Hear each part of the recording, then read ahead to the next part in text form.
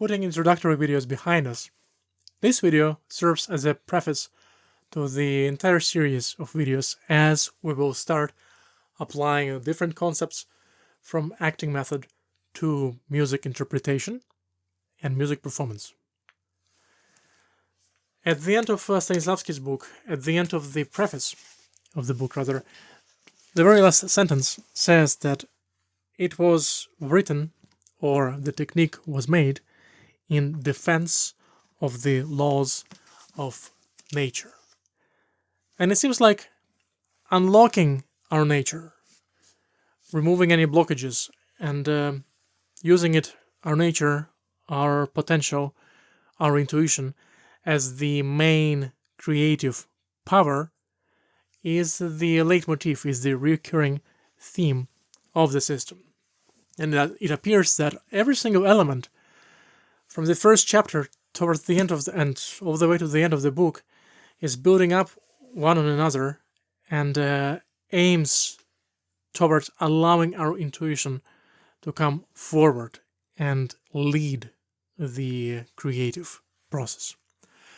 Now, with that idea, with that core idea in mind, it's also worth noting, understanding, realizing that Stanislavski was putting a great emphasis on the fact that actor has to put a very rigorous work, very detailed work that's going to be draining both intellectual and emotional resources, of course.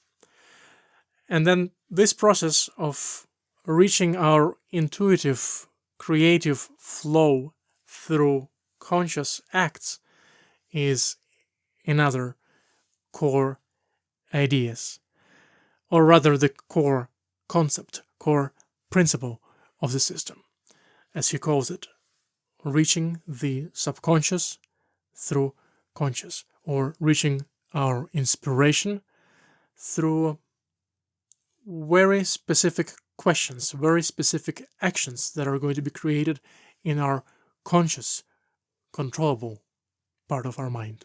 Just like Boris Berman, who in his book, The Notes from the Pianist's Bench, he wrote that intellectual or analytical approach doesn't lead to an artistically credible performance. Stanislavski put a lot of emphasis on the conscious, honest, self-aware methods that will allow us to embody the character and essentially to become the character, rather than to remain, to stay on stage as an actor that play acts. In our case as musicians, if I was to paraphrase this, by a particular kind of work, we would embody the character, we would become the character who happens to be expressing oneself using sounds and silences, rather than, or instead of remaining to be a performer on the stage who performs the music. He consistently brings back the idea that one cannot act in general, or act for acting sake. We cannot play in general, we cannot play just for playing sake, or conduct for conducting sake. There has to be more to it. There always has to be a purpose or a reason that we can associate with, that we can relate to. And that is how we can convey something that he calls the life of a living spirit on the stage. We need to have a purpose and the reason that we relate to in order to convey the life of a living spirit on stage. Interestingly enough, in the later chapters, he makes a point that the stage itself and the act of performing in public can lead us away from feeling, from the natural, genuine human expression and also human behavior. And he says that one needs to pretty much relearn how to talk, how to walk, how to look on stage, how to interact with objects when on stage. Perhaps this is why many times when we go on stage, especially if we don't have as much experience or if we don't have as much preparation, then we walk on stage and we look stiff or we look different way, but we don't walk in real life the way how we walk up on stage. In case of pianists, we sit down to play the piano and on the stage to perform, and probably many times we're going to be sitting slightly differently from how we sit in the practice room or in our home and things like that. Further, there are many other reasons why we act on the stage the way we act, and nervousness and all the other things, pressure is there. But I found this idea to be particularly interesting and certainly relatable, both in the instrumentalist side of things and actually conducting side of things. Finally, he brings back the point that it is, of course, the best experience for us when we can perform, when we can create with spontaneity. But when that doesn't happen, when we don't feel inspired, we must refrain from forcing our emotions, from forcing our creativity, and instead we should use various methods, various elements of our psychotechnique that we must be continuously developing, and therefore by using our psychotechnique we could lure the creativity, we could invite the inspiration by using something that he later calls decoys, or I could also call it the baits. And now I would like us to move on to chapter 1, where Stanislavski calls it amateurism, about amateurs or amateurism in art. And because I believe there are a couple of key points that are relatable and useful for us to keep in mind in our own work. And so we can reflect on that in this video or in the future as well. So in the beginning, there is a story about the acting student who received an assignment, and so for the next day, for the next class, he has to prepare an excerpt, a small portion of the role, and he's learning, he's studying, he's preparing Shakespeare's Othello, and then he writes that he hasn't even finished the second page and he feels this huge rush to start acting right away without digging into any other details. So let's imagine a situation that we have let's shift the gears. As musicians, we have a new piece of music to learn. How often, before sight reading, before sight singing or anything, how often do we, before playing, before making a single sound, do we read about the music? Do we read about the composer and composer's life specific to the time frame when this music was conceived? How often do we read about the world, the country, at least the country in which composer was living at the time of the composition? How often would we glance through the entire piece to get a sense of how things, well, second of all, might sound, but first of all, how things are relating to one another, how to potentially deal with connecting one phrase to another, one emotion to another, one dynamics to another, and things like that. Now, due to the nature of the craft and the time constraints, how much time it takes to learn something and then to produce music with your own hands or your own body, not just directing somebody, which also takes time, but it's an entirely different world.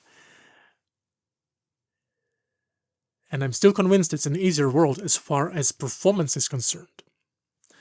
The point I'm making, though, is that typically as musicians, as instrumentalists, we jump into learning by doing, learning by playing, and then if there is time or any additional thought or guidance from the teacher, we would start looking into more details, more facts. The problem arises if we stay on this level of interaction with a piece of music, on this level of getting to know the piece. The problem of fixating on execution of the piece in an accurate manner versus starting contemplating from early on the questions like what is written on the page and why it is there and how to convey it, how to deliver it, not how to play technically, but how to deliver the actual content, not just external or perceptible sound waves. This actually connects to the other 1 or 2 points from the same first chapter. The same student was at some of his later practicing preparation sessions. He described that at one point he felt he worked for 5 hours on some excerpt. He lost the count of time, so literally he was in the state of flow, and so that state alone got to be inspiration. So therefore the work got to be great. It's got to be spot on. In the process, it's fair to say, and he was reflecting on this also, so that's why it's fair to say, he mentioned that he lost himself in self-admiration, focusing on how his performance appears, or rather appeared, in the mirror, focusing on the external instead of focusing on internal, instead of focusing on what goes through the heart and mind on psychological and emotional level. I think as performers we can relate to all of that, especially in the practice room. But then also, like I was saying in the first video, we perform the way we practice, so if we are lost in certain ways, losing our minds or losing ourselves, and focusing too much on one aspect of the craft, expressivity and emotional content is not going to appear like that on the stage. For us, once again, the focusing on external is focusing on the sound itself versus focusing on how the piece of music is constructed psychologically and how we convey the story from one section to another, from one phrase to another in an organic way. But back to the story. On the following day, he mentioned, the student actor, he mentioned that he couldn't find the same level of inspiration that he felt when he was preparing for those 5 hours of preparation session that he lost, sense of time, count of time. So when he couldn't find his inspiration, he started to force his emotions and force his face, everything, which led to an incredible amount of tension in his body and in his face. And just a number of chapters later, something similar happens again, and that leads to him being hospitalized because he would grab the either cup or something else in the school on stage too strongly. So he cut himself, and then for an entire chapter he is essentially taking a Zoom 1930s or 20s version of Zoom lessons when his friend would be coming to him and just retelling everything that was happening in the class. But we'll get to that chapter when time comes. After the tension, as he was reflecting later on the whole experience, he came to a realization that the result of his work on the role of Othello so far, and including those 5 hours of very inspired work, had nothing to do with Shakespeare. Let me repeat that. After a number of preparation sessions, practicing sessions, a week later, for example, he realized that all the work, all the kind of work that he put thus far to discover, understand, express, convey, portray the character of Othello had nothing to do with Shakespeare, had nothing to do with Shakespeare had in mind. In other words, that Othello wasn't truthful to the Shakespeare's concept.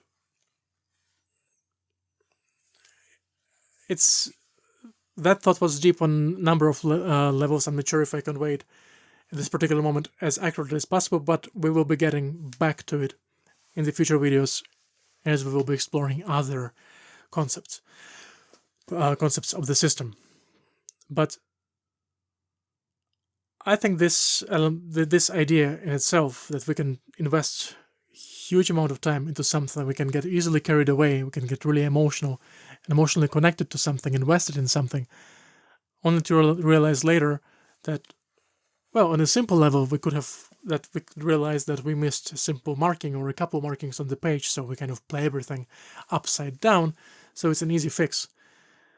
But frequently, what I would notice, what would happen is that we would miss the idea of the context. So therefore, the fluidity, the organic transition from one place to another in the piece of music can easily be lost, can easily be fractured or fragmented.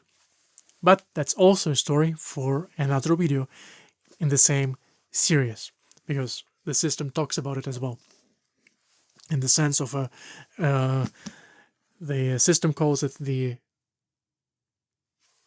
unbroken logical line of emotional development. But anyway, back to the story part 2.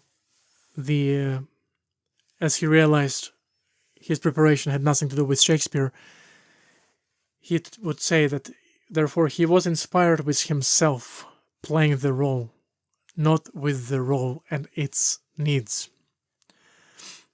From the preface to the book, Stanislavski was saying the importance of the core idea that the actor must love the art in oneself, not oneself in art. Lastly, there is just one more factor I wanted to bring to our attention in this video, which is the audience. I will be talking about the audience in connection to the system later in the later videos as well. Very briefly, in the first chapter, the same student actor, in his reflections, he would mention that 2 instances, one of which he was afraid that the audience wasn't entertained enough, so he was trying to come up with some extra things to entertain them with, while still playing the role of Othello. And then second of all, the second instance, toward the end of the chapter, when they have a kind of a mini test, mini exam, to see a baseline of their various students there, and so to see the baseline of their acting for the next years to look back to.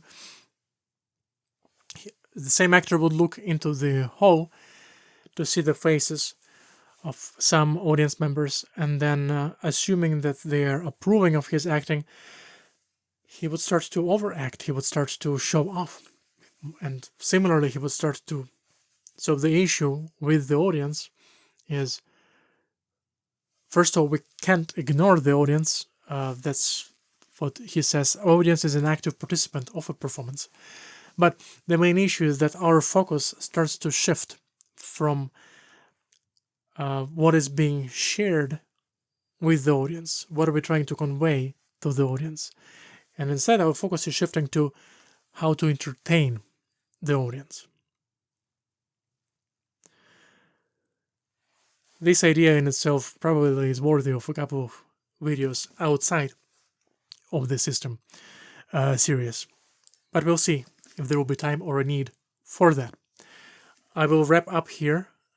One of the next videos will be discussing something that some of you may have heard, which is the 2 concepts, magic if and given circumstances. I look forward to talking to you then. And for now, as always, happy practicing and happy learning.